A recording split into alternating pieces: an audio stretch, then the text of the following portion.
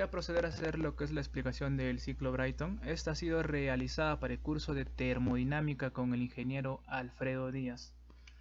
Bueno, el ciclo Brayton, también conocido como Joule-Freud, es un ciclo termodinámico idealizado para turbinas de gas.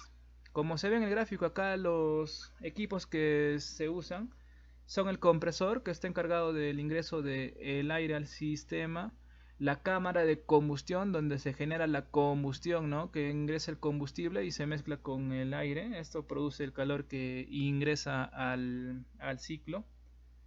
Y la turbina, que esta es la que genera la potencia del ciclo y la salida de gases también. Bueno, la potencia neta se halla mediante la diferencia de potencias de la turbina y el compresor. En realidad el ciclo Brayton es un ciclo abierto, pero para ser analizado se toma como ciclo cerrado. Para esto hacemos el uso de lo que es el intercambiador de calor, en el cual también se consideran las pérdidas de calor que tiene el ciclo. Bueno, el fluido que tenemos es el aire y se considera como gas ideal para el estudio, ¿no? Tenemos los dos diagramas de temperatura, entropía y presión y volumen constante. Y bueno, partimos del análisis con el primer proceso de 1 a 2, que es de compresión isentrópica.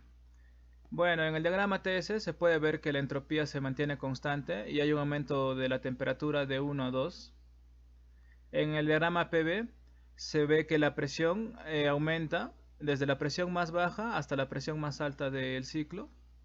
Bueno, posteriormente en el estado termodinámico de 2 a 3 es el suministro de calor isobárico.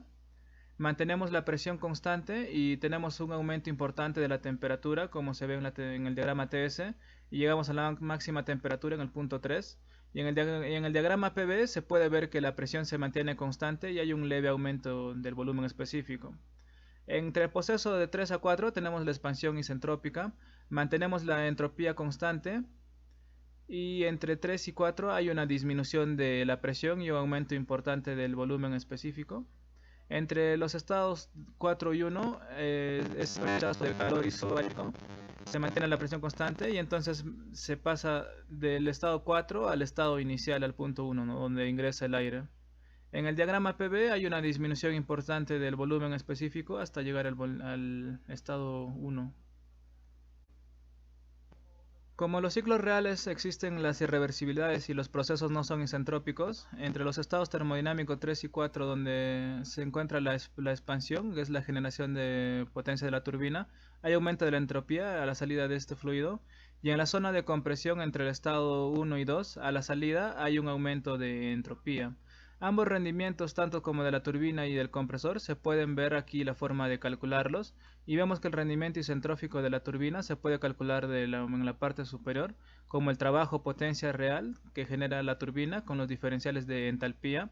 Dado que estamos trabajando como gas ideal, estos se pueden igualar o diferenciar solamente las temperaturas para conocer el valor de la potencia trabajo real. Y en el denominador tenemos el proceso isentrópico, ¿no? Idealizado como las diferencias de entalpía o diferencias de temperaturas, como se aprecia en el diagrama TS, ¿no? Bueno, el rendimiento isentrópico del compresor, dado que aquí es uno donde se suministra la potencia al ciclo, se calcula mediante la potencia idealizada que entrega el proceso de compresión de diferenciales de entalpía y diferenciales de temperatura, y en el denominador se puede calcular la potencia real que uno aporta al ciclo con los diferenciales de entalpía y diferenciales de temperatura. Bueno, vamos a ver las mejoras y modificaciones que se pueden realizar al ciclo Brayton. Bueno, el ciclo Brayton regenerativo. Bueno, la regeneración consiste en hacer parte del calentamiento del ciclo usando una fuente interna al ciclo en vez de usar combustible. Esto produce una mejora importante en el rendimiento. En el caso de las turbinas de gas se realiza utilizando la entalpía que disponen los gases a la salida de la turbina, y acá vemos un ejemplo donde se ve en la figura una turbina de gas abierta de ciclo simple con un compresor y una cámara de combustión y una turbina, y se le agrega lo que es el regenerador, ¿no? Toma los gases que salen de la turbina y se utilizan para precalentar el aire que sale de compresión en dirección a la cámara de combustión. Bueno, aquí en la derecha del diagrama TS se ve como del proceso de 1 y 2, el proceso de compresión y el proceso de expansión de entre 3 y 4, y se ve que existe un potencial para calentar el aire que sale del compresor en condiciones de 2, utilizando la temperatura, la energía que tienen los gases a la salida de la turbina, y tiene una temperatura mayor del compresor. Así que podemos usar el intercambiador de calor para incrementar la temperatura del aire a una temperatura cercana a la que tienen los gases a la salida de la turbina para que ingresen a la cámara de combustión, ¿no? Bueno, como resultado tenemos el ciclo de Brayton regenerativo. El parámetro que va a determinar cuantitativamente cuando el calentamiento del aire en el generador es la eficiencia del regenerador, ¿no? Esta va dado por el aumento de temperatura en el aire de T2R menos T2 dividido por el máximo calentamiento teórico que podemos producir, la diferencia entre el punto 4 y el punto 2. Esta diferencia de temperatura entre el punto 4 y 2 determina la medida de regeneración que se puede aplicar, ¿no? Bueno, la regeneración no cambia el trabajo del ciclo, y bueno, estos procesos siguen siendo igual a los procesos de regeneración. Sin embargo, la regeneración reduce mucho el consumo de combustible, porque el proceso en la cámara de combustión del ciclo regenerativo va a ser más corto, el incremento de temperatura, y por lo tanto el calor aportado va a ser mucho más eficiente y un importante rendimiento en el ciclo, ¿no? Bueno, vamos a ver lo que es el ciclo Edison, que tiene como características principales la compresión es isotérmica, justificando en sí porque la compresión isoterma consume menos trabajo que la isentrópica, y la expansión en la turbina isoterma porque también produce más trabajo que la isentrópica. Partiendo de un ciclo de Brayton ideal, tendríamos que los procesos de compresión isoterma, en este caso hacia la izquierda, como hacia la entropía, y el proceso de compresión isoterma en la turbina con aumento de entropía. Si además el ciclo es regenerativo, el calentamiento isobárico se puede hacer mediante regeneración, es decir, todo el calentamiento desde este punto de salida de compresión isotermo hasta la entrada de la turbina se puede hacer empleando el calor que tienen los gases que tienen a la salida de la turbina, ¿no? De tal manera todo el calor aportado se va a hacer durante la expansión isoterma, y todo el calor cedido se va a obtener durante la compresión isoterma. Bueno, considerando de esta manera, este ciclo de compresión y expansión es completamente regenerativo, entonces el ciclo de Ericsson tiene el mismo rendimiento del ciclo de Carnot. Esto permite el segundo principio de la termodinámica. En este sentido, un ciclo de Ericsson es similar a un ciclo de Carnot que opera entre las dos mismas temperaturas del foco caliente y del foco frío. Este ciclo de Ericsson no es realizable realmente en la práctica porque no existen compresores isotermos ni turbinas isotermas, pero muestra la tendencia a seguir para mejorar el ciclo de Rankine.